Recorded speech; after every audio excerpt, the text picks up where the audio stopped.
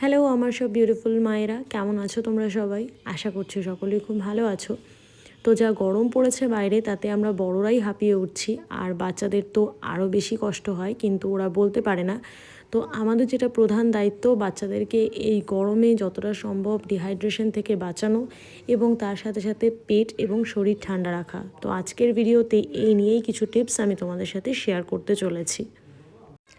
তো সবার ফার্স্ট যেটা আমাদের করণীয়, বাচ্চাদের ডিহাইড্রেশন থেকে বাঁচানো। তাই বাচ্চাদের কিন্তু জল খাওয়ার অভ্যেস তৈরি করতে হবে, বারবার করে ওদের জল খেতে দিতে হবে, বা যদি বাচ্চারা টডলার ফেজে থাকে তাহলে তাদেরকে জল খেতে বলতে হবে।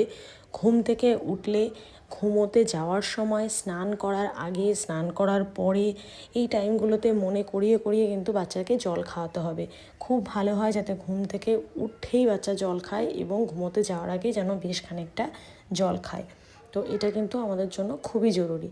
জল ছাড়াও বাচ্চাকে আমরা আরও কী দিতে পারি, তার মধ্যে প্রথমেই রয়েছে ডাবের জল। ডাবের জল পেট ঠান্ডা রাখতে ভীষণভাবে সাহায্য করে। আর ডাবের জল যেহেতু হালকা মিষ্টি মিষ্টি হয়, তাই বাচ্চারা খেতেও পছন্দ করে। আর আমরা সকলেই জানি গরমে ডাবের জলের উপকারিতা অতুলনীয়। তাছাড়াও আমরা বাচ্চাদেরকে বিভিন্ন ফ্রুট জুস, যেরকম তরমুজের রস, লেবুর রস, এগুলোও দিতে পারি। আখের রস, এগুলোও দিতে পারি, তবে অল্প পরিমাণে, কারণ এগুলোতে অনেক সময় সুগার স্পাইক হয়। তাই আমরা রসটাকে কিন্তু হালকা ডাইলিউট করে দেব। মানে আমরা যদি লেবুর রস আর আখের রস দিই, সেটাকে সমপরিমাণ জলের সাথে ডাইলিউট করে দেব। তরমুজের রসটা আমরা এমনিই দিতে পারি, কারণ তরমুজ অতটা বেশি সুগার লেভেলকে করে না, স্পাইক করে না। বাকি রসগুলো কিন্তু আমরা অবশ্যই চেষ্টা করব ডাইলিউট করে দেওয়ার। আর বাচ্চা যদি টডলার ফেজে হয়, তাহলে অবশ্যই বাচ্চাকে আমরা গোটা ফল দেব, যাতে ফলের সাথে ফাইবারটাও বাচ্চার শরীরে যায়, সেটা আরও ভালো। যেরকম কিনা তোমরা বাচ্চাকে মৌসুমি লেবু অবশ্যই দেবে। মৌসুমি লেবু তোমরা চিলতে করে কেটে ছোট ছোট করে বাচ্চাকে দেবে হাতে, যাতে তারা মানে দাঁত দিয়েই খায়, তাতে শরীরে রসটাও যাবে এবং তার সাথে ফাইবারটাও যাবে।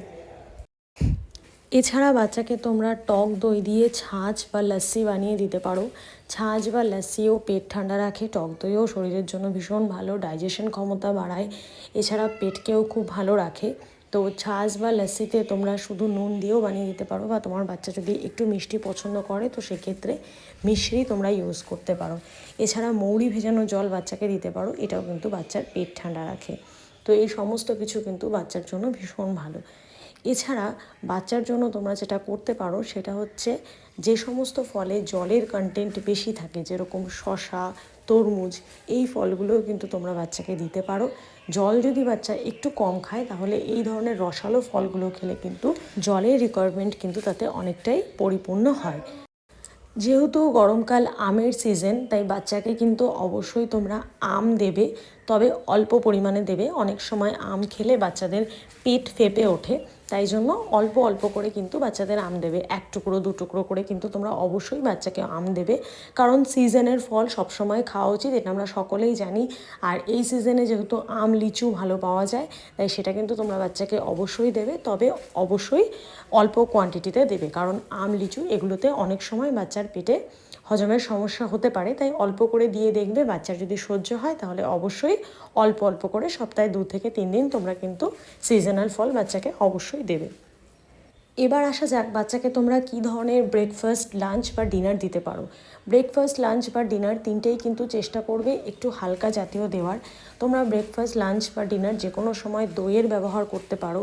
বাড়িতে দই তৈরি করে সেই দই দিয়ে তোমরা দই ভাত দিতে পারো, দই দিয়ে চিড়া দিয়ে দিতে পারো, দই চিড়া দিয়ে কলা দিয়ে দিতে পারো, ওটসের সাথে দই দিতে পারো, মুড়ির সাথে দই দিতে পারো। যে কোনো ফর্মে কিন্তু তোমরা টক দইটা ইনক্লুড করতে পারো, সেটা কিন্তু খুবই ভালো এই গরমের জন্য। তাছাড়া তোমরা দুপুরবেলা যে বাচ্চার জন্য লাঞ্চ বানাবে, সেই লাঞ্চে কিন্তু অবশ্যই তোমরা সবজি অ্যাড করবে, বিভিন্ন সিজনাল সবজি, কিন্তু সেটা পাতলা ঝোল আকারে অ্যাড করতে পারো। মানে মাছের ঝোল করতে পারো তোমরা সব রকম সবজি দিয়ে পাতলা করে, খিচুড়ি করতে পারো, সুজি করতে পারো, সেগুলোতে কিন্তু তোমরা সবজি অ্যাড করতে পারো। আর অবশ্যই সেটা খুব বেশি স্পাইসি যেন না হয়, হালকা মশলা দিয়ে তোমরা কিন্তু পাতলা ঝোল, পাতলা মাছের ঝোল বা পাতলা খিচুড়ি, সুজি, এই ধরনের জিনিস কিন্তু তোমরা বাচ্চাকে দিতে পারো। এছাড়াও তোমরা কিন্তু বাচ্চাকে দিতে পারো সেটা হচ্ছে বিভিন্ন রকমের জুসেস, সেটা তো আমি আগেই বললাম, সব রকমের জুস কিন্তু তোমরা বাচ্চাকে দিতে পারো। আর প্রচুর ফল তোমরা বাচ্চাকে দিতে পারো স্ন্যাক্স হিসেবে। খাবারের মাঝে মাঝে যে টাইমগুলো থাকে সেই সমস্ত টাইমগুলোতে কিন্তু বাচ্চাকে তোমরা স্ন্যাক্স দিতে পারো। সেগুলো ফল হতে পারে বা হতে পারে কোনো ফ্রুট জুস হতে পারে, সেগুলো কিন্তু তোমরা অবশ্যই দেবে। এবার বলি কোন সমস্ত খাবারগুলো বাচ্চাকে তোমরা এই গরমে একটু কম দেবে। প্রথমত ডিম এবং দ্বিতীয়ত মাংস। এই জাতীয় ফল এই জাতীয় যে খাবারগুলো রয়েছে সেগুলো কিন্তু বাচ্চাকে তোমরা এই গরমে অবশ্যই দেবে, কিন্তু কম দেবে। তোমরা সপ্তাহে 7 দিনের মধ্যে 3 থেকে 4 দিন দেবে এবং সেটাকে যতটা পারবে একটু দেখে নেবে যে বাচ্চার তাতে কোনো অসুবিধা হচ্ছে কি না। যদি অসুবিধা হয় তাহলে অবশ্যই সেগুলো অ্যাভয়েড করবে। অসুবিধা না হলে তোমরা সপ্তাহে 3 থেকে 4 দিন দিতে পারো। আর যে সমস্ত খাবার তোমরা বাচ্চাকে একদমই দেবে না সেগুলো হলো প্যাকেট জাতীয় খাবার, কোল্ড ড্রিঙ্কস, ফ্রুট জুসেস বাজার থেকে কিনে আনা কোনো ফ্রুট জুস। এছাড়া আমরা গরমে বড়রা ভীষণভাবে কোল্ড ড্রিঙ্কস, আইসক্রিমের প্রতি অ্যাডিক্টেড, কিন্তু আমরা এটা সকলেই জানি যে এগুলো আমাদের স্বাস্থ্যের পক্ষে কতটা ক্ষতিকর। তো আমরা এগুলো কখনোই আমাদের বাচ্চাকে দেবো না, কারণ ওদের পক্ষে এগুলো আরও বেশি ক্ষতিকর। কারণ ওদের এখন ছোট্ট শরীর, সেখানে ছোট্ট ছোট্ট করে আস্তে আস্তে সমস্ত কিছু ডেভেলপড হচ্ছে, ইমিউনিটি ওদের নতুন করে তৈরি হচ্ছে, ওদের সিস্টেম কিন্তু একদমই নতুন করে বিল্ড হচ্ছে। তো আমরা এখন এই সময় ওদের শরীরে এমন কিছুই দেবো না যেটা ওদের শরীরকে একেবারে প্রথমে গোড়া থেকেই নষ্ট করে দেবে। তাই আমরা নিজেরাও জাঙ্ক ফুড থেকে যতটা পারি দূরে থাকবো এবং বাচ্চাকেও কিন্তু জাঙ্ক ফুড থেকে দূরে রাখবো। স্পাইসি খাবার, প্যাকড খাবার, তারপর হচ্ছে কোল্ড ড্রিঙ্কস, তারপর সুগারি আইটেমস, চকলেট, বিস্কিটস, এগুলো তো সবসময় আমরা বাচ্চা থেকে দূরে রাখবো। বিশেষ করে এই গরমে এগুলো বাচ্চার থেকে আরও বেশি আমরা দূরে রাখবো, যাতে বাচ্চা সবসময় সুস্থ এবং ভালো থাকে। আশা করছি এই গরমে তোমাদের বাচ্চারা সকলেই সুস্থ থাকবে, ভালো থাকবে এবং আমার এই ছোটোখাটো টিপসগুলো তোমাদের জন্য হেল্পফুল হবে। যদি ভিডিওটি তোমাদের কাছে ইনফরমেটিভ বলে মনে হয়ে থাকে তাহলে প্লিজ চ্যানেলটাকে সাবস্ক্রাইব করে দিও এরকম আরও নতুন নতুন ভিডিও দেখার জন্য। আর অবশ্যই ভিডিওটাকে একটা লাইক করো। তোমাদের যদি মনে হয় যে ভিডিওটা সত্যি আরও কারো হেল্প করবে তাহলে ভিডিওটা শেয়ার করে দিও। সকলে ভালো থেকো, সকলের বাচ্চাদেরকে খুবই ভালো রেখো, সুস্থ রেখো, সবাই যেন খুব হেলদি অ্যান্ড হ্যাপি থাকে, এটাই প্রে করি। আজকের জন্য tata, thank you for watching, by.